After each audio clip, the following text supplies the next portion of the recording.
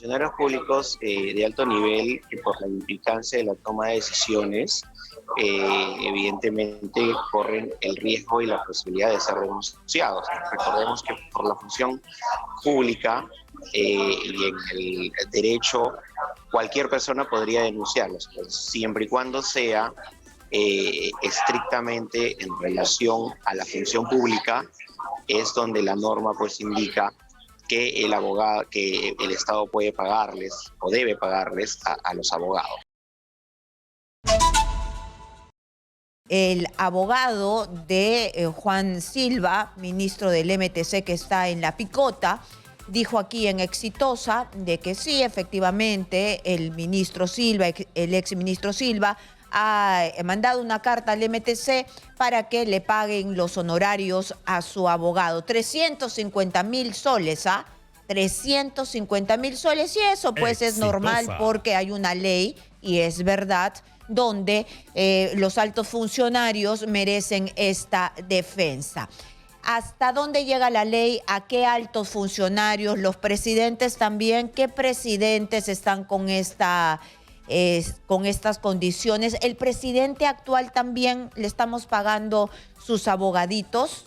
También, porque tengo entendido que tiene 3, a Vizcarra también, ¿a todos? ¿A cuántos? A todos los ministros, también la asesora, que era Miriam Morales, era secretaria general de Palacio de Gobierno, ¿no? 80.000 soles le cobra el abogado, ¿no?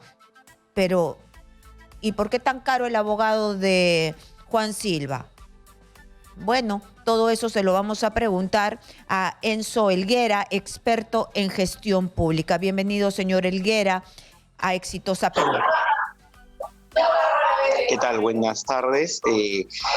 Aquí un gusto de poder compartir con ustedes y comentar este tema en cuestión, que ha despertado bastante polémica dentro de las acciones que, como bien has escrito, si son legales o si son permitidas por la ley, que en el ejercicio de sus funciones, aquellos funcionarios públicos que tienen alguna responsabilidad o implicancia legal, el Estado debe pagarle sus abogados, y es algo que lo han venido haciendo diferentes funcionarios, pero que probablemente no se haya ventilado mucho a la luz pública.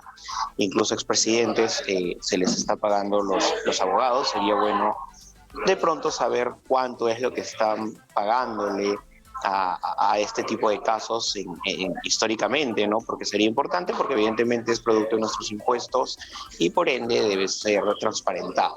¿Y hasta qué nivel llega? Porque cualquier trabajador del aparato estatal puede hacer que el Estado le pague los abogados, ¿o a quiénes específicamente les pagan los abogados? Bueno, los funcionarios públicos de alto nivel, que por la implicancia de la toma de decisiones, evidentemente corren el riesgo y la posibilidad de ser denunciados. Recordemos que por la función pública y en el derecho, cualquier persona podría denunciarlos, pues, siempre y cuando sea estrictamente en relación a la función pública, es donde la norma pues indica que el abogado, que el Estado puede pagarles o debe pagarles a los abogados, ¿no? Porque en teoría fue en ese tipo de funciones. Muy bien, entonces los funcionarios de alto nivel, ¿estando en el cargo o fuera del cargo?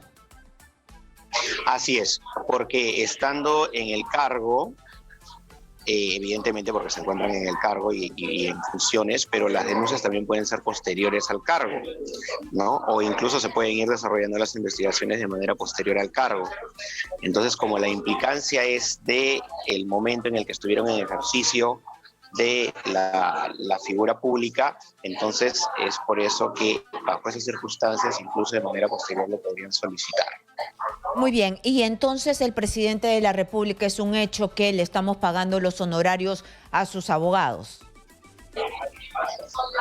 Perfecto, así es. Y también a expresidentes se les paga, ¿no? Sí, claro, claro, le debemos estar por ejemplo, pagando a todos los corruptos. Muy bien, pero quiero saber, ¿por qué Miriam Morales cobra o se le deberá pagar 80.000 soles a sus abogados, Y este ministro Silva, que empieza su carrera, que digamos en el proceso, se le debe pagar 350.000 soles a su abogado. ¿Por qué la diferencia? Bueno, lo que pasa es que la norma no establece una limitación en el entendido de que uno puede tener, por ejemplo, más cargos o más temas legales que otro, o, por ejemplo, que uno puede contratar al mejor estudio de abogados del Perú, digamos, mientras otro puede contratar a un abogado para que vea todos sus casos, a un solo abogado, a alguien de manera personal en el estudio. La norma no limita ni hace excepciones a este tipo de figuras.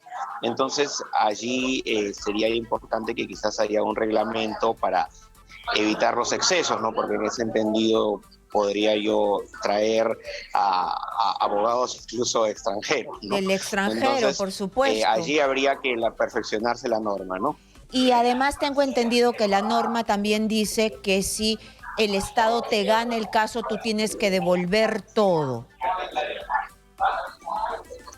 Claro, en el caso de la culpabilidad sobre todo, ¿no? En el caso de la responsabilidad, porque se supone que se cubre en el derecho, porque obviamente corres el riesgo de ser denunciado siendo una persona inocente o no teniendo esa responsabilidad, entonces se le quita presión a la persona imputada.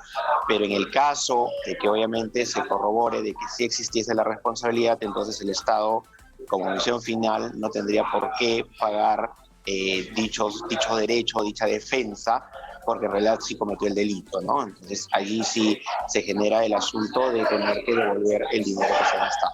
Muy bien, pero cuando hay tantos elementos, cuando hay audios, transcripciones, cuando ya es una cuestión tan evidente, ¿no sería bueno poner condiciones, así como usted me dice, poner condiciones, topes, porque de repente me contrato 10 abogados, ¿no? Y eso no lo tiene nadie en el país, o sea, a no ser que seas multimillonario, y acá no se trata de utilizar el dinero de todos los peruanos como a mí se me da la gana, ¿no?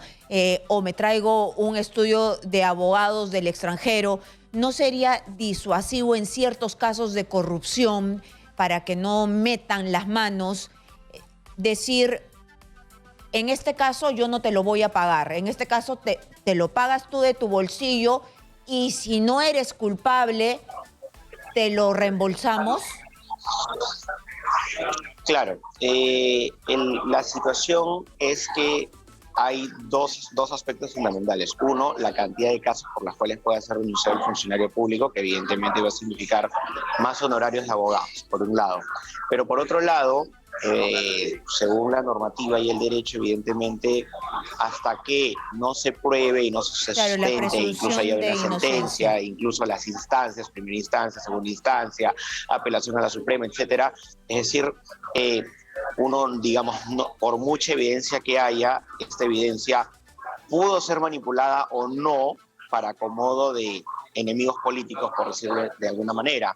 En otros casos, por supuesto que el tema va a ser a todas luces permisible y visible de la culpabilidad. Sin embargo, como finalmente quien dice si es culpable o no a alguien es un juez, entonces hasta que no haya ese término de la ley y de la norma y del propio proceso en sí, no se puede mencionar respecto a la inocencia o culpabilidad de una persona. Entonces es por eso que la norma apunta... Una última consulta, pero lo justo no sería que tengan un abogado de oficio como lo hace cualquier peruano. Claro, lo justo sería que el Estado pueda darle un abogado y abogados debidamente preparados, ¿no? Entonces, y si obviamente quieres pagarte un abogado, podrías contratarlo, pero en todo caso habría que modificarse la norma para que este tipo de situaciones no ocurran y que sea igual para todos, ¿no?